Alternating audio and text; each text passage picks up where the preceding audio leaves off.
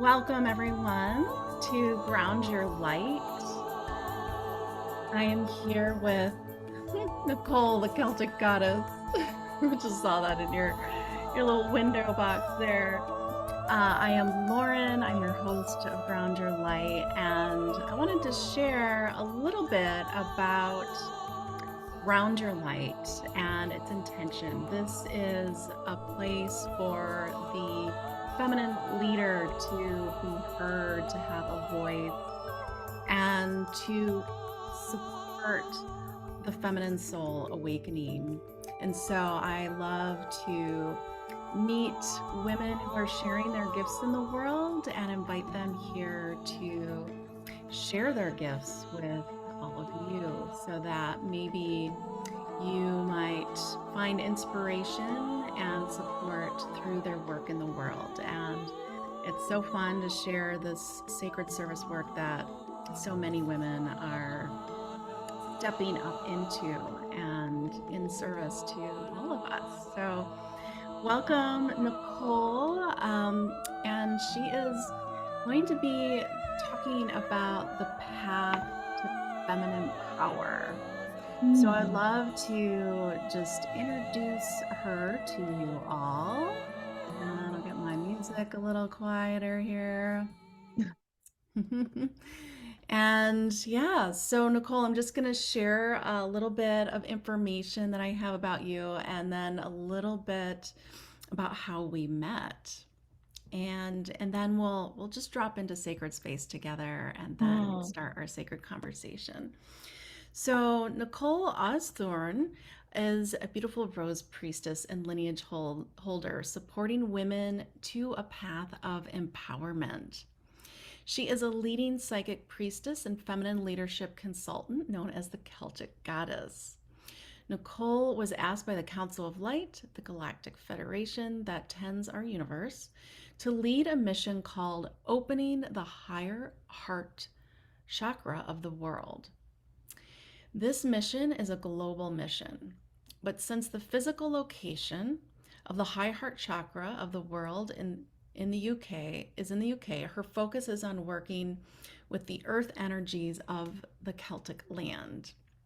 As part of this mission, Nicole uses her psychic abilities to teach the well-established female purpose-driven business owner of this era how to invoke her inner goddess and embrace the wild wisdom of her feminine essence while staying on the course with her higher purpose in life. And love and leadership. Sorry, I lost my place there. Nicole is also writing a book about the lineage of the rose and the teachings of Goddess Isis.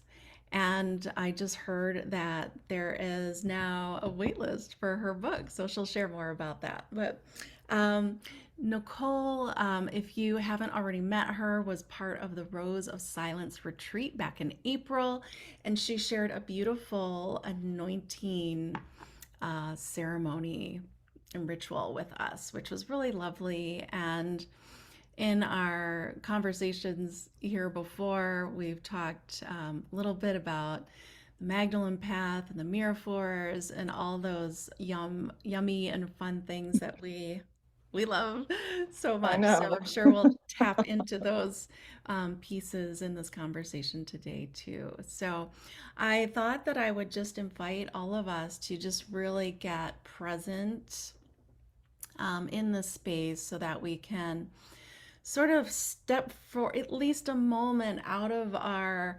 autopilot, auto sort of just thinking mind, and so that we can be grounded to really receive. When I feel like we're talking with other women around such potent topics, that there's really a frequency that we can tune into, which can be very activating. So if we're present and able to kind of open ourselves up to receive the messages and even the frequencies of this exchange, that alone can be a really powerful seed that's planted in our lives. And you never know what it'll awaken inside of you. And that's one of the things that I just love in networking with other women that are bringing their soul gifts out to the world. So yeah, let's rub our hands together, create a little heat, and just do a little clearing. Just like a little brushing over the auric field, just to allow our own energy to be taking up space here. And if you'd like, you can even close your eyes down for just a moment and take a nice, nourishing, deep breath in and a nice full exhale out of the mouth to begin to soften the body. Taking a couple more breaths here.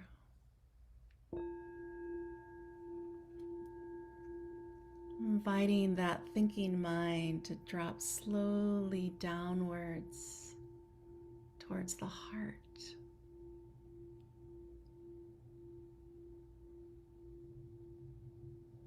So we can begin to hear with the eyes of the heart the messages that are meant for us.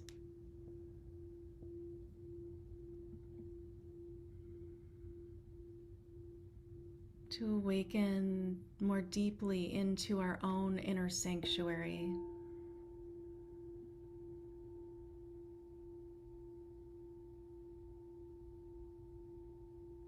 So we can notice what feels enlivened or even resistant when we come into these sacred conversations.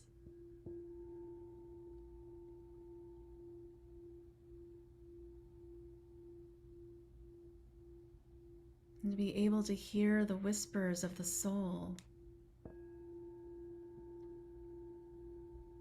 that begin to create the path forward for your feminine to rise.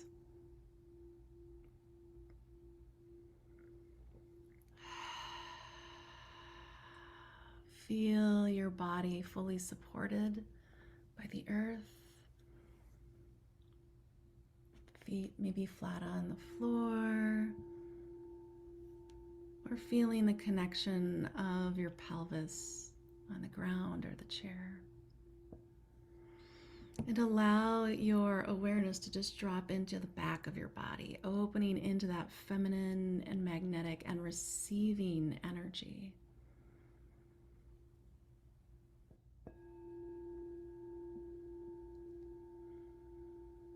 And connect into all the hearts that are weaving through this circle of space in this time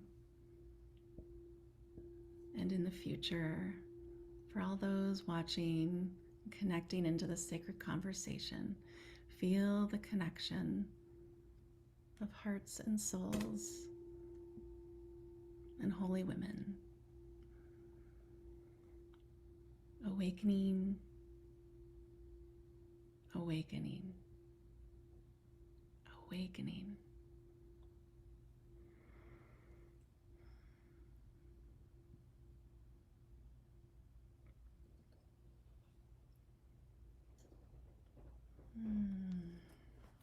Okay. So Nicole, thank you for being here. Thank you for having me. Yeah. So why don't you I'm introduce excited to be here. yourself in your own words, and you can start to tell us about the path to feminine power. Yes, yeah. Oh, I'm all relaxed now because I have to get my energy. Yeah, so I already loved your introduction that what you shared about what I do. That's pretty much it in a nutshell, really. But yeah, just to dive a little bit deeper into that, one of the things that I absolutely love is to invoke the wild feminine within women. So I work with a lot of well-established business leaders, women who started and run their own business or are in a leadership position. And 9 out of 10 times they haven't realized how much they've actually lived their life in a grain of conditioning of what I call the masculine structure. So the 9 to 5 structure. And that 9 to 5 structure is very much based on a energetic cycle that is what we could relate to as masculine. And what I invite them into is to listen more deeply to their inner goddess, their body as well, and their feminine energetic cycle, because those two are very, very different. And most of the time, I love the moment where we're starting to decondition everything that they have done so far. Their beliefs around what work is and what work ethic is, and about what it means to show up as a leader. And there comes this realization going, oh, there is another way. Yes, there is another way. And oh, this actually feels so much better in my body. Yes, it does. And this actually feels so good for my energy. Like I have more energy, I have more inspiration, my creativity is flowing, I'm clearer, I have so much more clarity on which direction I want to go, and on the kind of life that I want to create for myself. And it's a shift, like it's a night to day shift. And it's, I say it, the realm of the divine feminine, because it really feels like you're stepping into a completely other realm. But really it's just a different rhythm, a rhythm that we have forgotten about as women, that is so natural to us. And if we are able to tap into that rhythm and that energetic cycle, that's what I call the path to feminine power, because it's a different kind of power than the power that we relate to in our world so much right now. Yeah, it's a very different kind of power. Yeah, I think I think we all know what you're speaking to. Like that's the push, drive, make happen. I'm in control of the outcomes. Um, you know, the harder I work, the more acknowledgement I'll get, the more I'll feel worthy. Yeah. um, yeah, so that's sort of that um, toxic masculine construct that we've been. Yes. Yeah, and there is this thing like the that is one part of it. So it's the toxic masculinity. But if you even look at the healthy masculinity, like the energetic cycle of the masculine is, if the masculine is the healthy masculine, is very much one of 24 hours. So even just physically, a man has an energetic cycle of 24 hours. Like he is able to peak in those 24 hours and be productive in those 24 hours and be active in those 24 hours. It's a natural cycle that feels good to the masculine. The way that he um it's just the way that he operates in his most natural flow, so to say. And so that also allows him to repeat that cycle again and again every day, every 24 hours. Our society is built on that cycle. It's like the 9 to 5 structure is built on the cycle, on going through that 24-hour loop. Whereas our feminine body and our energetic cycle and our literally our physical cycle is one of 28 days, roughly, more or less. It's connected to our menstrual cycle, but even if you don't have a menstrual cycle, or you don't have one anymore, or it's irregular, or for whatever reason it's disrupted, you still have that energetic cycle. And that cycle works so different, so different. So it's not just about releasing the toxic masculinity, it's also about understanding that we as women, we literally work different. Our cycle works different. Our energetic, our peak moments, our achievements, the way we operate in the world, the purpose that we have as women in this world is different from men. And to fully embrace that is it's a shift. Right. Well, and I like how you present that because really ideally the masculine holds can hold structure for the feminine. Yeah. And so when the woman needs to be in her various cycles throughout the month, um, there's that feminine, I mean, or that masculine, we're talking about biological masculine and feminine here. Um, you know, if you're saying that the masculine has that ability to kind of stay more, has that more sustainable energy, whereas the feminine's a little bit more fluid in her energy, her input, output, her need for rest. Um, the times of the cycle where there's more availability to move outward and be Mm, productive and um, yeah, so then it makes sense that like coming together like in sacred union, that the exactly. masculine can kind of carry some of that weight, like while the woman can rest and Yeah. regenerate and rejuvenate. I kind of like that. Um, but then energetically, there's this union as well, where in like our work, we learn to balance the masculine and feminine. Um, for me, I tend to be very much more in my feminine energy, which leaves me at a deficit um, for things like structure, um, goal, like being goal oriented or task oriented, getting the things done, putting systems in place, creating kind of I have like a big vision. I can do the big vision and the creativity really easily, Yeah. but I need like my inner masculine to really kind of bring my vision into the world. So there's that To ground your energetics that light. play as well too, that they really one supports the other so well. I guess that was my point. Yeah. They do. They really do. And I just said as well, it's to ground your light. This is why I love the name of this series. It's to literally ground your light. And you say something profound there about um, how you're really good in like envisioning and the creativity and seeing the bigger picture, because this is really what um, the feminine and what women are. What I really believe is the big purpose of us is that we are the ones who can hold that we receive the visions, because it's not just resting and recharging that you just mentioned. It's during the resting and recharging that we receive the visions and that we receive the clarity and that we receive the guidance. So I know a lot of women struggle with the resting because they feel guilty, like they're not being productive and they're not doing anything. Whereas during the resting, that's actually when you receive the guidance, you receive the visions and the clarity.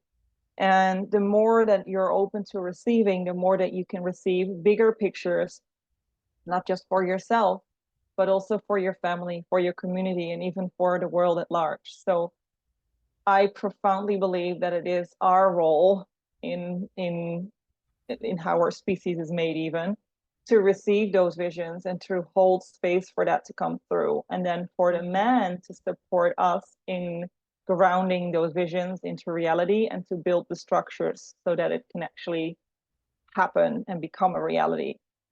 But yeah, it requires us to take that serious, first of all, to take our own vision serious, and so our own rest, and that we need to receive them. And it requires the masculine to trust that what we feel and see, even though it's up in the ethers, it's not grounded yet. Yeah, that is possible, and that actually he has a role to play in that, in creating that. Yeah. Mhm. I love this. So how I'm like thinking for the women out there that have been kind of operating in this masculine construct, Hmm. how long do you think it takes for the average woman to sort of go through this deconditioning and really trust in that feminine power? And also, I feel like there's, because there has to be a quality of reverence in a sense to like truly understand the magic and beauty of the feminine in her natural state, like when Yeah. she is Yeah. flowing in her original template. Um, that seems like it could take a while to really trust in that, as you said. Like there's, I think there's it's a because there's a lifetime lot of practice, don't you think, yeah, Lauren? yeah. Because honestly, even if I mean, you share with me what your experience is in this, but the way I perceive it is that there is no way that I can isolate myself enough from the world to not be confronted with the conditioning that's still happening. So even if I know that within myself, I've done a lot of work, Mhm. I'm grounded in my what I call inner goddess and my feminine energy and embodying that. Even then, I go out in the world and I am continuously confronted with people who have not done that and who do not see that yet or feel that yet. So it's this Mhm. continuous awareness. Yeah, Right. I mean, that's what I experienced. But if you have it, Mhm. how do you see that? Yeah, no, I think you're right. And I am just observing this through other people because I don't feel like I've ever operated out of the masculine construct. I've Mm, fought that a lot, actually, and it hasn't been without its own, um, you know, challenges because there have been times where I felt like I'm not like meeting the marks of goals or expectations because of that. But I've always honored my own time. I've always um, been self employed so that I had mhm. the luxury to do that. Um, and so I don't actually have that embodied experience of operating out of that masculine construct, but I work with a lot of women that I do, do. and and it is. I think it's just like you said, it's a lifelong process, and Yeah, so that is why it's important for us as women who are sort of evolving into our own inner awakening, our inner feminine awakening, to be supported yeah, because there are so many things to navigate. Not every woman can leave a really toxic corporate job, or not that they all are, but I'm just talking about some women feel really trapped in that, and there hasn't been, maybe she doesn't even know how to create a change in that environment that can feel good in her own yeah, body. All those things. So, I imagine that women who come and work with you, you can help support this process of deconditioning and just managing sort of the day to day life things that we all have to, bump up against, which challenges our ability to be in that feminine flow. yeah. And to listen, that's the most important thing. To dare to slow down and listen, because this is the biggest conditioning, or the one that we usually start with, is giving her permission to slow down and just, Hmm. I say, calm the farm down. Like just slowing it down. Yeah. Um, yeah, that's one of the things. And then it's interesting because what I've discovered is that there comes a period where you're slowing down, and it takes some time to do that, depending on how open someone is to actually do that and how much flexibility she has or can create for herself in her own calendar on a short notice. But those who are committed find their way. So it's that slowing down, but then there comes a point where you've slowed down enough and you've gone into that silence enough and you're deeply listening. And there is all of a sudden this wild power that wants to waken up. And it's and it's also related to your inner child work, but I always see it, this moment where all of a sudden she's like, oh, I want freedom and I want to run and I want to play and I want to go and do all these things. And all of a sudden there's this aha moment going, I've put myself in such a tight container. I want to be free. I want to rebel. I want to live wild. And it's like, yes, that's the moment that I love that moment.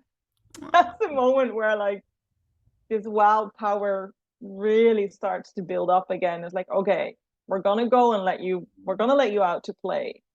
But there is even something deeper than that, because letting you out to play is like your inner child who wants to play, but you can sink even deeper into that. And then we start working with the creative life force energy, with the earth energies, with the Kundalini energy, your sexual energy. It starts to work like it's this whole, it's the magic, really. And it's something that it's hard to explain if you've never felt it or never felt the rush of that running through your body. But it's where everything in your life or the surroundings, even, I feel like it's like a stirring in the air that happens, where all of a sudden this ancient part, this wild part of you is like, it's awake and it won't go back to sleep anymore. Like, Mhm. I'm awake. Um, so yeah, and then letting that unleash and letting that come out, whew, that's like bye bye good girl and hello wild woman. Yeah, I love that. Yeah. I think yeah, that's one of the beautiful things of when a woman really steps into her own power. It's an acknowledgement of all of who she is. Yes. And and sometimes that is acknowledging the wild woman, or the woman that is able to express all of her emotions. A woman that wants to be the hermit and the abundant, successful business leader. There's part of that in all of us, I believe, and then we have to just sort of feel into, and like you said, I think getting really quiet and still is so helpful, so that we can really listen to that inner guidance. And Mm, what are the areas that need tending, and what is it that needs to be expressed in this moment? Yeah. yeah. Yeah, I love that. It is so powerful when that switch can be made, and when a woman is committed to that part. Um, this is why I love this, why I wanted to call this the path to feminine power, because it's a path. Like you commit to the path and you embark on it. It's a path, and it's not a straightforward path. It's either spiral or circular, or it flows everywhere. The feminine is not one for predictability. There's a lot of unknown factors. There's a lot of trusting, well, in your own guidance, but also in being looked after and taken care of by source, by goddess, by God, by the divine masculine, by the whole of life. And yeah, it's I mean, this is what's coming back in the rose lineage as well, isn't it? It's like this whole, the notion that the sacred union is within us, first of all, the sacred union of all parts of ourselves, so all aspects of being a woman, the sacred union of the divine masculine within us, but then also how it translates to the outer world. So the union that we have with divinity providing us in our material needs and our financial needs and our relationship needs and all the things that we can, that we learn that we have, that we are worthy of that, and we always have been worthy of that, and we don't have to strive, we don't have to be anyone different, we can just be ourselves and relax in that and be the kind of woman that we want to be, Mm. and that feels good in our body, in the natural state of our flow. And that's, yeah, I mean, it changed my life.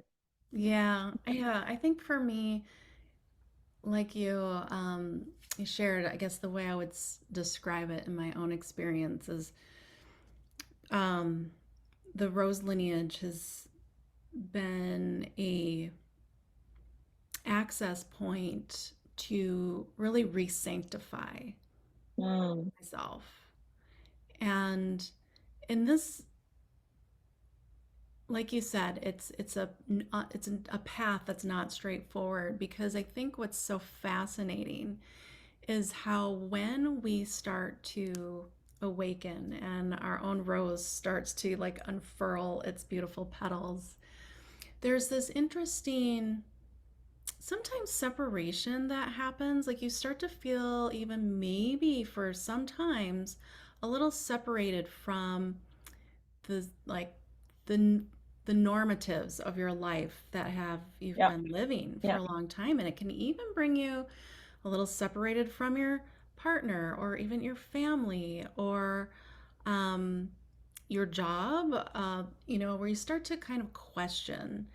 And so there's this interesting oscillation that happens when you begin to kind of step into your own power because you're seeing from a new lens, a little larger lens, because all of a sudden you know more of your own self. So the way that your relationship is with your life is seen differently. So I feel like why it's not necessarily even a direct path, this is just one, one metaphor, I guess, in a sense, is that we have these moments where we stretch and then we recoil a little bit because we're trying to like stay in alignment with the normatives of our life before Mm, we became this new person, and navigating that is really hard. So we have these moments of like stretching and then contracting. It's sort of like we have this big expansion and things are great, but then we bump up to some of the old dynamics of our lives that just don't feel quite aligned. Or we're trying to figure out how to be in that expansive way and still maintain relationship with the life that we've had yes. established. So Yeah. it's a tricky space. I think I would love for you to kind of speak into that a little bit. Well, thank you for bringing that up because I think that's the point where a lot of us start to doubt ourselves and where it can get harder than we want it to be and where it can stretch longer than it has to be as well.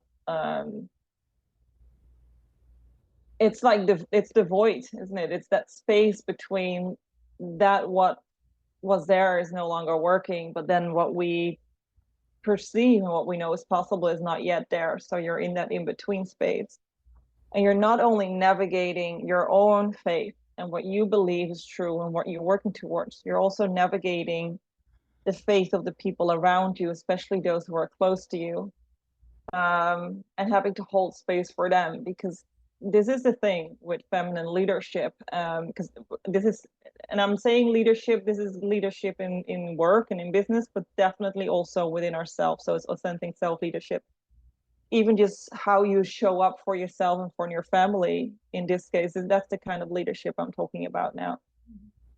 Is when you have this vision or when okay, let me rewind because when you decide to embark on this path or where regardless of where you are in your life or whether you've already done something or not, there will come a point where visions, and I call visions, but it can also be knowings or intuitive guidance, not just however it calls to you, starts to come through and you feel this urge to act on them. It's almost like it's too painful not to act on them. That's how strong they will become.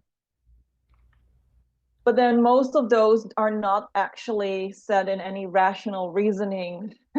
So um, they 9 out of 10 times that they don't make any sense to our logical, rational mind, and it can be very difficult to explain to other people, especially the people close to you, what it is that you are sensing or picking up on. And so that's what I meant, and I think that's what you speak into as well. Is first you have to navigate your own faith in what you feel and believe is true in your heart and deepen that connection with yourself and that inner trust. And this is what I speak about when I talk about listening to your inner goddess. And then also holding that for the people around you. And that requires a lot of space holding and a lot of inner strength. And it takes time to build that trust, especially if you're in a partnership. It takes time to build that trust for him to trust you, that your visions are right and that you stick to them and that you're not like you're real. It's the real deal. And it takes time for you to also trust yourself and your partner in staying with you and being able to navigate this together. So yeah, you're going to bump up against the conditioning, like I said before, of your partner, also of your children, even of your family at large. If you're in a bigger community, all of it, like the conditioning will come up. And so feminine leadership and feminine power are so connected because then you're being asked and invited to really lean into what the feminine power and not the toxic power that we see in the world. So the toxic power we see in the world is a power of wanting to have control over others. And imagine that you have this vision, you have this idea, you know that that's where you want to go, and the people around you either struggle to believe you, struggle to listen to you. It can be, I'm not saying that it is, because for most of you listening here, probably is not even something that occurs to you. But if you're not healed, if you're not aligned with your true sense of self and purpose, that is usually the time when where people who have manipulative tendencies will start to manipulate others because they want others to, they will do anything to influence others to have their vision or their idea and concept being realized. That's power over. That's the wrong. Okay, I'm not going to use to say wrong. It's the kind of power that I would like to see less of in the world. Let's just say it that way. So the power of the feminine is to remain in the inviting space and to trust that those people who are meant to be part of that vision and are meant to be part of the path that she's walking, they will come along. They will join you. They will follow you. They will trust you and take your guidance in that. And that's it's a leap of faith, but I believe that that's the most empowering way of leading, is by trusting in the power of others and for them to follow you because they want to, not because they are being forced into anything. I went off on a bit of a tangent there. I had no idea this was going to come out. Yeah, let's bring it into like um I mean, the way I see it in the bigger picture, like you were um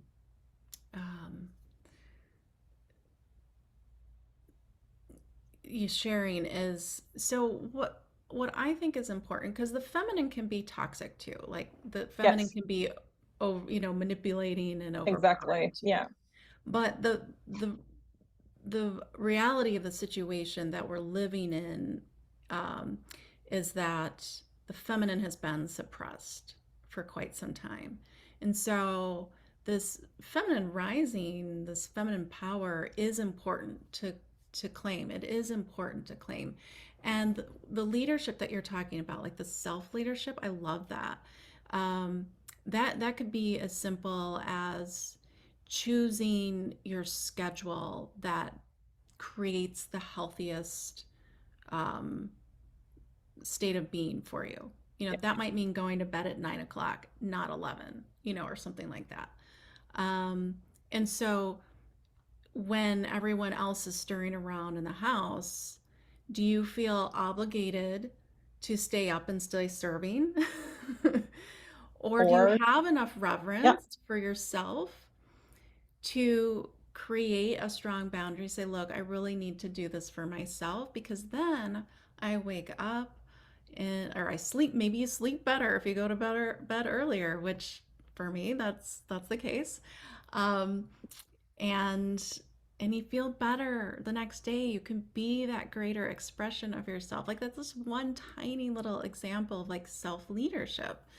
Um, but it does mean that every time we step into our power, oftentimes it has that ripple effect on all the people into, around you. yeah, everything around you. And so, do you have the courage? Do you have the strength To to, yeah, to continue doing that. yeah, Yeah.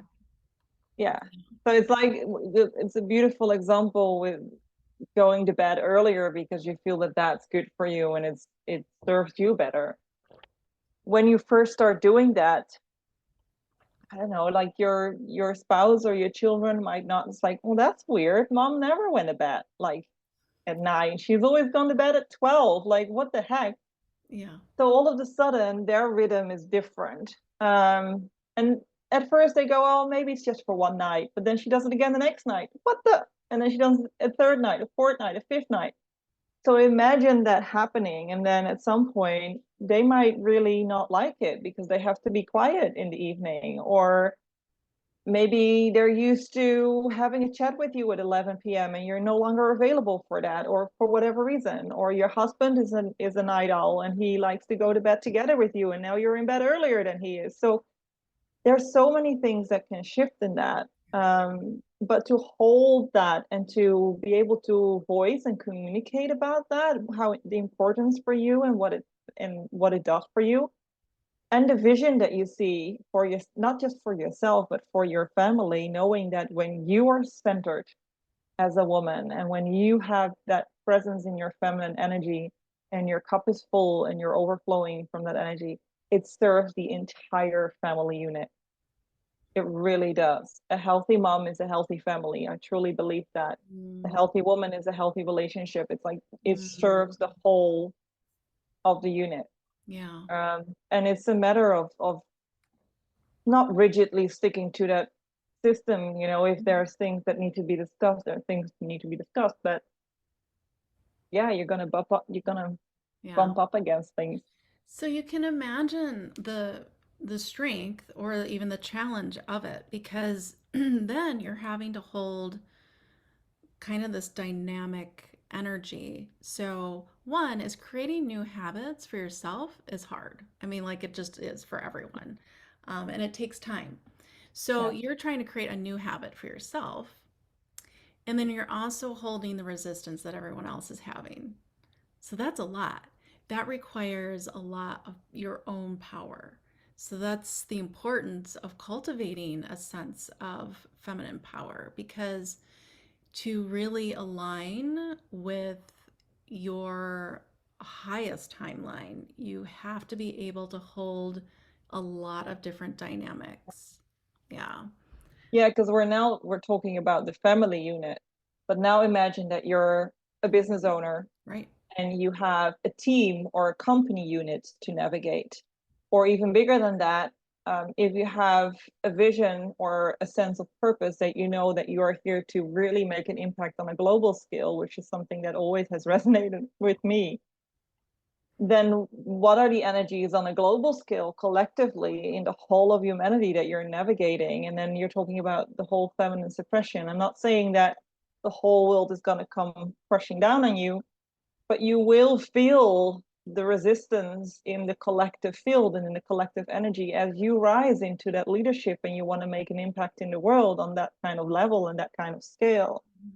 So being able to navigate that, the consequences with that, things that, yeah, keeping that momentum going, it's it it requires, I mean, inner strength and a lot of your own feminine power, but also support. It's not something we can do alone in that sense, which is where sisters and connection with other women who are on the same path is so important. Yeah. Yeah, I'm Yeah, so glad you said that. Yes. yeah, Yeah. yeah. I really felt like I needed to tap into that because it's Mm-hmm.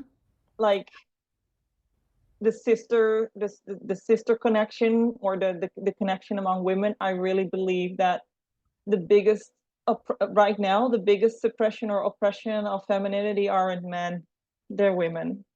I really think that it's women who are suppressing themselves and other women. That's the biggest threat Yeah. to our own rising, Right. or the rising of Yeah. the feminine. And it's got to do with just dropping the jealousy, dropping the sense of competition, dropping the need for, I don't know, any kind of jealousy or anything kind of, you name it, what can happen between women, bitchy attitudes or whatever. Mm-hmm. Like, Yeah. no, we're in this together. There's place for everyone in this world. Yeah. Yeah. Yeah. I think that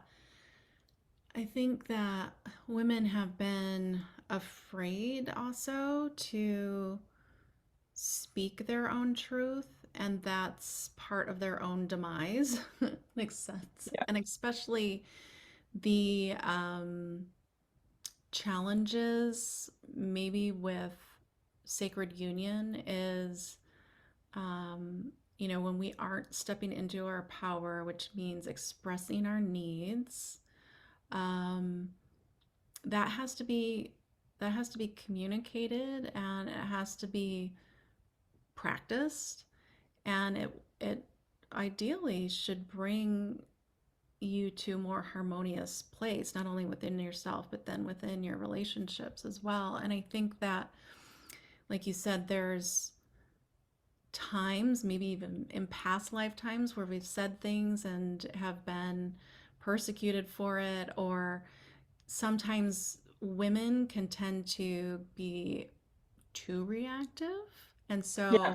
so when even when good friends share their truth, it's easy sometimes for, to get so defensive or reactive, and that too is part of our defense mechanisms because we're not in our own power. We should be able to hear constructive criticism. We should be able to communicate with others. I mean, I personally have a friendship that has had some ups and downs, but we've always been really good Mm. communicators. And so we've been intentional about working through some situations and that have occurred, and it's been really an important piece because you can save a lot of friendships by good communication, But you um, can save a lot of relationships in general by, in by good relationships. Yeah, communication. yeah, yeah. Absolutely. And then communication, I believe, also is just a lost art, especially now with the younger generations that just communicate via text. I notice this actually in my kids too, that they don't. I think the reason is not just because they're teenagers, I'm suspecting. I mean, because a lot of teenagers don't communicate great. They leave out some of the important details, intentionally. But I think also they have lost the ability to effectively communicate because they're used to doing it via text, Mm. which is not a sufficient way to communicate. And it also, this way of communicating, because think about, like, from a nervous system level. I'm kind of going off on a tangent here too, but it's my turn now. Come on, spill Um, it. like, from a nervous system level, like you and I probably didn't grow up, on our phones and tablets and all of that. So we learned to communicate face to face with people. And that is an embodied experience. So now we have a whole population, generation of kids that are not learning how to have communication in a way that's embodied. They don't know necessarily what it's like to actually work through things when you're in physical space with someone, because that's so different than Yes. communicating through technology. And so we're we're losing the sense of what it's like to feel the breadth and depth of person to person connection. So this leaves out the potential to be fully intimate with our own selves. And that was the point I was kind of trying to get to. Came a long ways I love around. that. I love that But point. And it makes me realize something about myself actually. Because uh, I wouldn't say I've necessarily grown up with texting a lot, but because I've been working online and I've been traveling a lot nomadically as well, um, I actually relate more to what you're saying about your teens, the way I communicate, and I've learned to communicate with others than physical. So one of the things that I've realized in the last couple of years is that I really had struggled to communicate with people face to face. My yeah, nervous system wasn't wired for it. Like I had to become comfortable knowing that's okay. It's okay to stand in front of another person. It's okay to express what I need in front of another person, to express what I'm uncomfortable with in front of another person. Like it's something I had to, and I still am now, learning and improving, because I was so used to, and still am used to, staying in touch with family. I was born in the Netherlands, but I moved to another country. So a lot of my connections with family and the friends I had there, they've all been going online. I have new friends here, but it takes time to build all of that. And so I hear what you're saying. It's like it's a nervous system adaptation that needs to happen. And it can be a very, for me anyway, especially being so incredibly sensitive to, like sensitive in a good way, but to other people's energies and what they send out, to sit with other people and have that conversation, even the difficult conversations in person, it's a whole different experience. Yeah. And I actually find that I can have better conversations online than I can have in person with some people. And I've learned to also just accept that. It's like, okay, I wanted to be in person, but I know that with some people it's better to just do it online.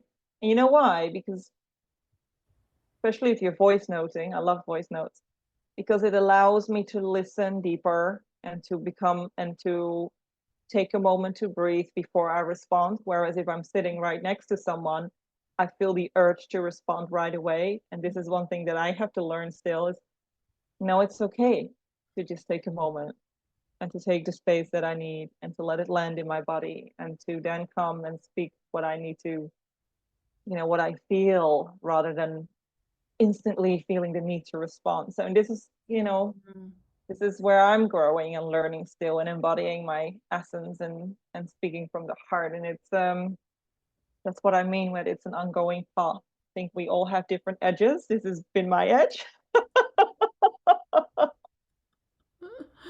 Oh, Yeah, yeah. yeah. So Yeah. I can hear your concern about that. And I think um it's a valid concern for in a lot of ways. Yeah. Yeah. Well, it's It doesn't interesting necessarily that have to you. be an obstacle for people, but it is a valid concern, I reckon. Yeah. Mhm. Yeah. Yeah. It's this, we're all learning how to navigate the whole world of technology and how it changes the way that we interact with one Yeah, another. But absolutely. the more important thing is the awareness, I think, that we have of our own selves. And so to err on the side of caution, um, that there might be ways of communicating that can help us deepen into our own inner awareness Yeah. and yeah, I mean, and of course we're always, even when we're face to face talking with people, there's always going to be those edges that we're not really comfortable with. I know, Oh, but it's also in that moment, because feminine, like leading with feminine power is also leading with feeling what you feel in your body. It's just the awareness of your body, of what you feel, of your senses, is like, it's the key, right? Is to know what you sense from within. So to find the words to express what it is that you, first of all, to become aware of what you feel and to continue that awareness, even when things get difficult or when you're in a conversation with other people, or when the energy of another people who is right there next to you is so big and so overwhelming that it almost feels like it blows you out of the water. I know that feeling too. To then stay with yourself, stay mm, present, continue feeling in your body. It's like, okay, it's safe. And yeah, then finding the words to express what it is that you feel. That's a continuous practice. And I think this is what is very, or it can be very challenging as a deeply feminine woman in the outside world, is because that, and I know this, I need that time and space to feel in my body. And the world is like, We need a decision by tomorrow. We need to know now. We need, and I'm like, no, I'm not going to buy into that anymore. Mm-hmm. Yeah. It's like I have the strength now to say, no, actually, let me come back to you about that when I feel the time is right, or let me sleep on it for a night. Mm. Yeah. Yeah. Yeah. Yeah. I think one of the things I think of when I feel into the path of feminine power is like energy mastery. That's part of the path. Mm, It's the practice of mastering your energy. And so when you do come into situations, like you said, where, maybe you're pressured to come up with a response or to have things when things are laid out in a certain way, you know whether it's a time where you can push or a time when you yeah. can't. And Yes. like that's, yeah, Exactly. and honoring that, being honest, like having um just having a certain reverence for your I forgot what I was going to say. I just drew a blank. Anyway, not that important, but Well, a um reference for the wisdom of your body. yeah, yes. I mean, that's essentially what I was going to say. Yeah, just sometimes I this and here's me even in my more feminine nature, there are times where I will push when I know I shouldn't. But I'm pretty good in general about not doing that. And then there's sometimes where we're in such depletion and not in our feminine that, you know, even a little headache will keep us from teaching a class and showing up Mm, and leading. So it's something that is, I mean, energy, when you're mastering your own energy and just learning about the subtle anatomy and just feeling into all the layers of our being, it's pretty nuanced and there's a lot going on there. And yeah. so that too is a lifelong journey of understanding, because we're not taught that at an early age. I think maybe some people are now, and some people Mhm. have been, but that's very small percentage of Yeah. people to understand the body from an energetic perspective and a spiritual perspective. But Yeah, and I want to add to that, because you touch upon something very important there, is that leading from your feminine energy and feminine power doesn't necessarily mean that you can't do it. Like as soon as you got a little headache, that you can't run a class. Like it's because feminine and the true feminine is also very, very fierce. Like she's very clear about what she believes in and what she feels is right. And having that fierceness, it doesn't have to come out in a um go-getter forward motion, like go go go go go energy, but it can come out with a very strict and a very sense of how am I saying this, um, like telling yourself and being very honest with yourself when you are just playing the pity game, and when you just have to just wipe your tears, pull on your big pennies and go, or big girl pennies, and go and do the job. It's like, go on, like you just have to go and do it. um it's yeah, so also there's a it's also about like having the ability to manage your energy so that you are moving forward, because for many of us, we have a mission, we have a drive, we to show up and yeah, in whatever way. And when we don't show up for ourselves, we can, that can be kind of disappointing and self-deflating. And it's not that every time you need to step back, you should feel that way. But I mean, you should never really feel that way, but it's, there is a level of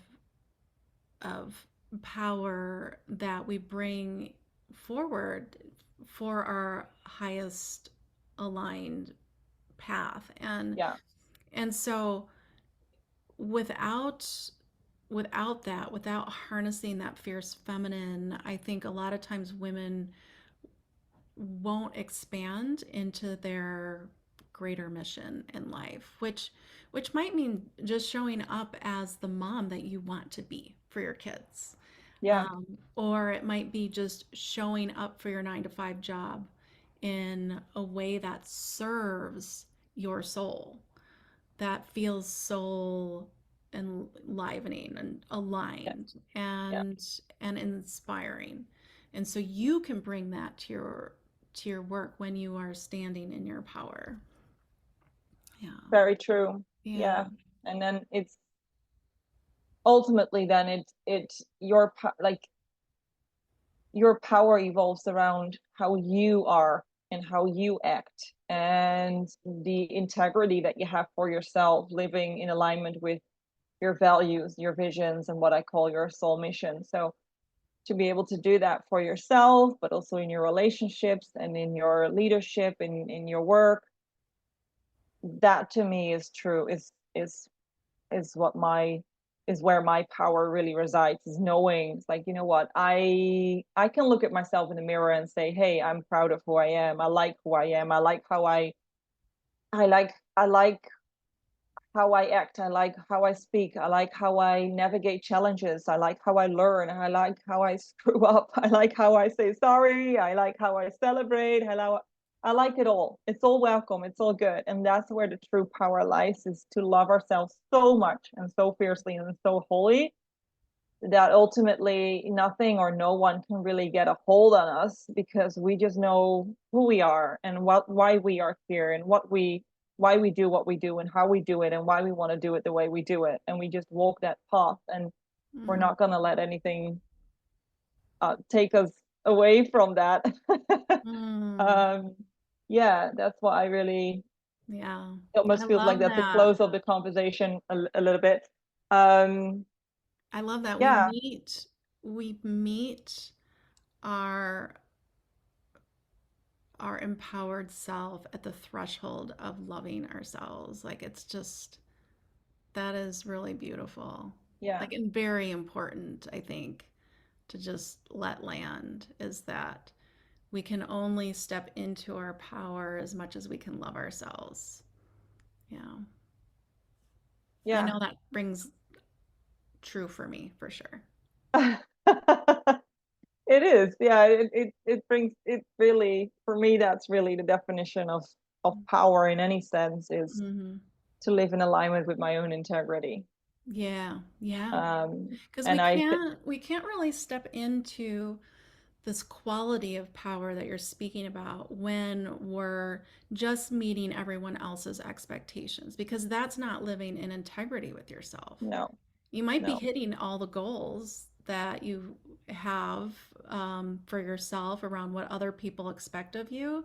But how is it really landing? Like, is that really what brings you satisfaction? Is that really what brings you closer to yourself? Like we have to look at these things and tease them out, because so much of how we operate in the world is based on what either other people's direct expectations or our perceived expectations of others. So, Oh yes, from others. perceived. There's so many things Mhm. that we think other people need or say or want from us, and like when you actually check in, saying, Mhm. Yeah, did they right. actually ask you that, or are you thinking that that's Yeah. what And they? think about how much energy we put towards those things sometimes, those Oh perceived gosh, expectations, and it's a lot. how much self-sacrificing do we do Yes, around those perceived yeah, expectations too. Like we shut parts of ourselves off because of that. often around perceived expectations. Yes. Like it's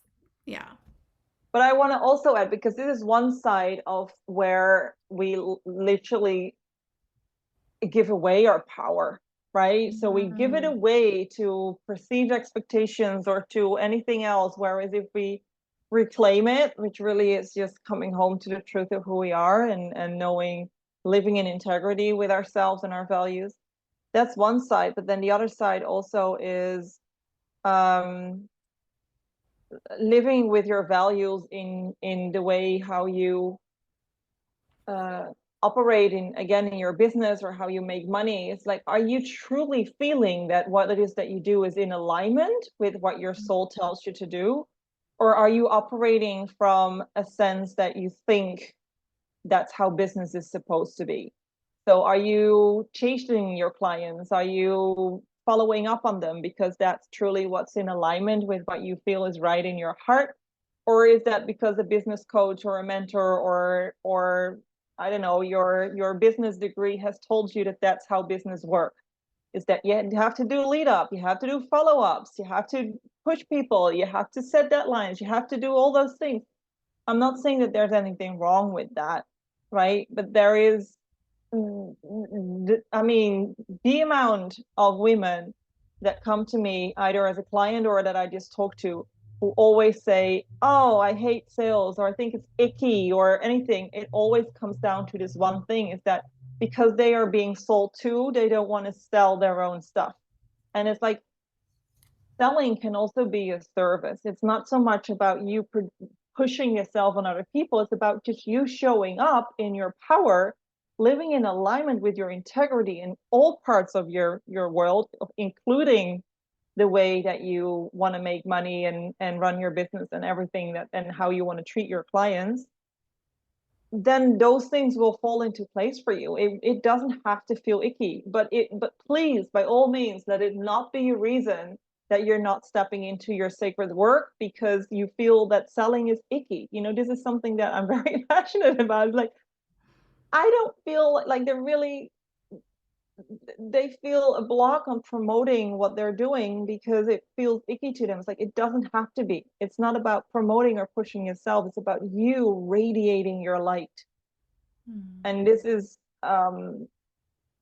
too is about really becoming very honest with yourself about what you stand for, as a woman, and how you want that, and how you see how the change that you want to see in that. And this is specifically the women I work with, because I work with women with business owners, is how have you set this up?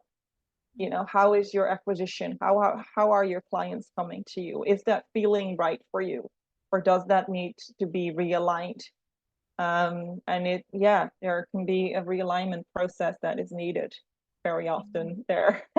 That's more in alignment with their true values and what they actually feel in their heart is right. Yeah. Yeah. And I think that we can try to reframe the way we look at sales in a sense, because even for the feminine leader who's not necessarily selling something or isn't in business, um, I do feel that we are all beings of desire. Like, we operate out of desire. And I think one of the greatest desires that we have, and I would say that this is probably across the board for men and women, but maybe women especially, because it's in our nature, because we're designed to have children and be caregivers. Um, Even though I know men that are highly, highly attuned to being caregivers. So that's why I say it's probably across the board. But like, I think there's a human need to serve others. Yeah. And so we can look at stepping into our feminine power as like claiming, proclaiming, and holding the frequency of our soul gift. Like, this is what I can bring to the world. Exactly what I And this offer. is how I can serve you. And that feels for me more aligned than but I think there's so many different ways that you can feel good about sharing that gift. And so this sort of circles us back to the very start of our conversation, where it becomes so important for us to step onto that one stone, I guess, that's along the path of the feminine power, is to really take the time to listen to your own self and to receive your own power, because oftentimes we do lean too much into external authority, even when Mm, it comes to things like business, which yes, makes sense because it might be a whole new wheelhouse, but it doesn't mean it's aligned with the feminine rhythms. exactly. The Yeah, feminine and actually knows really well how to create and hold space and have that yeah, vision. So yeah, having a business is one of a beautiful way to express yeah. her full authenticity. Yeah. And when we hold, like, we have this incredible womb of creation. Like, it is so in our template to create. And so we can create however we want, whatever we want to share our gifts, like things Yeah. that aren't even, maybe somebody's not even doing right now. So it just has to feel aligned with your own self. And so stepping into your own personal authority. So connected to this path of the Mhm. feminine. Yeah. I love that. I love that. Hmm. Personal authority is a good way to. Hmm. I Yeah. think that brings us to a close, doesn't it? Yeah. Yeah. Well, before we sign off, please share a little bit about your upcoming book. Oh, yes. Well, um, one of the things that I really, really love and that I have always been fascinated by are ancient civilizations, especially Atlantis. I've always been drawn to the ancient civilization of Atlantis. And so a couple of years ago, I really started to receive visions and insights about past lives that I've had in Atlantis, but also just information that I received. And I have created a podcast, first of all, around the 12 temples of the Atlantean Wisdom School. That podcast is on my website. It's free. There's no opt-in required. People can just go and listen to it. But now there's also a book that wants to be written around those 12 temples. So I'm really excited about that. I'm not sure if it's going to be one book or maybe there's multiple books, but the writing process is in progress. And as of today, people can pre-order a copy. So I'm really excited. It's on my website as well. And if they pre-order a copy, they get a goddess power attunement meditation, which is worth about £111. And they get that for free as a gift from me to you. So yeah, and that goddess power attunement actually also guides you through the 12 temples. Um, and I've heard like one of the ladies who's done the meditation has called it, this is a majestic meditation. Like this is so powerful. So even just for Mm. the meditation, it's worth to pre-order my book, basically. Because it's only like if you order a digital copy, it's £11 and a printed copy is £22, but then you get the attunement with it. So it's a really good deal. And I I'm just really excited to connect with people who are interested in learning more about the 12 temples and about reclaiming their, I call it their goddess power, so their feminine power. Um, and I can't wait to share this book with them and connect with them and my audience and just grow the audience as I'm writing the book. I'm very excited about that. So yeah, Hmm. Yay. Congratulations on thank that you. endeavor. And yeah, that'll be so fun to read.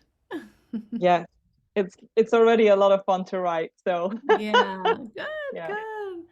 Well, thanks, Nicole, for joining us. And yeah, think hopefully we've inspired some conversations and some contemplations around feminine power. And yeah, and feel free to connect with Nicole if you want to kind of go further in this uh, unfoldment. And Mm. yeah, and maybe there's a gift that you're trying to work out, how to sort of bring forward. And I feel like Nicole is a really great guide. So much love to you, Nicole, and everyone else. Thanks for joining us and listening. And yeah, sending so much love. Yeah. Thank you.